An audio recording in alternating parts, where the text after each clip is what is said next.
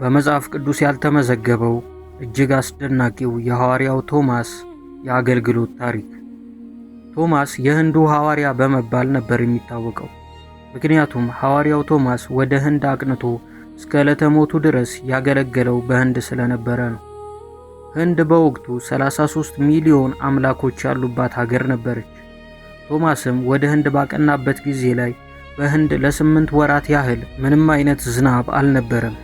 በሀገሪቷም ላይ ከፍተኛ ድርቅ ነበር።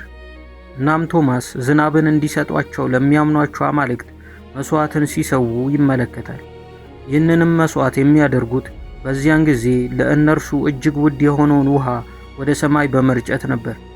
ቶማስም ይህንን ነገር ሲያደርጉ በመመልከት ተገርሞ ጠጋ በማለት ሊያናግራቸው ጀመረ። የእናንተ አማልክት መስዋዕታችሁን የተቀበሏችሁ አይመስለኝም፣ ምክንያቱም ወደ ሰማይ የረጫችሁት ውሃ ተመልሶ ወደ መሬት ይወርዳልና። ነገር ግን እኔ አንድ ሌላ አምላክ ላስተዋውቃችሁ በማለት ውሃ እንዲሰጡት ይጠይቃል። ቀጥሎም ቶማስ ውሃውን እነርሱ እንደሚያደርጉት ሁሉ ወደ ሰማይ ይረጨዋል። ነገር ግን እርሱ ወደ ሰማይ የረጨው ውሃ ወደ ምድር አልተመለሰም ነበር። ይህንንም በማየት ሲደነቁ ሳሉ ሐዋርያው ቶማስ ቻናይ በሚባል ስፍራ ወንጌልን ለብዙ የሰዎች ስብስብ ሰበከላቸው፣ ወደ ክርስቶስም መራቸው። ቻናይ የምትባለው ከተማ ሙሉ ለሙሉ በሚባል ደረጃ ክርስቶስን በማወቅ ተሞላች። በዚህም ጊዜ የዚያች ከተማ ዋና የተባለ ጠንቋይ ይበሳጫል። ሐዋርያው ቶማስንና በቻናይ የነበረውን አገልግሎት ለማበላሸት ይነሳል። እናም የገዛ ልጁን በመግደል ለከተማው አስተዳዳሪዎች ቶማስ ልጁን እንደገደለበት ያሳውቃል።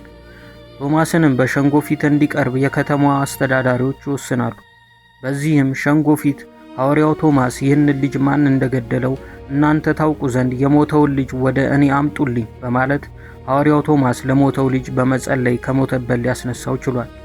ይህም ልጅ ከሞት በሚነሳበት ጊዜ ማን እንደገደለው ሲጠየቅ አባቱ እንደገደለው ይናገራል።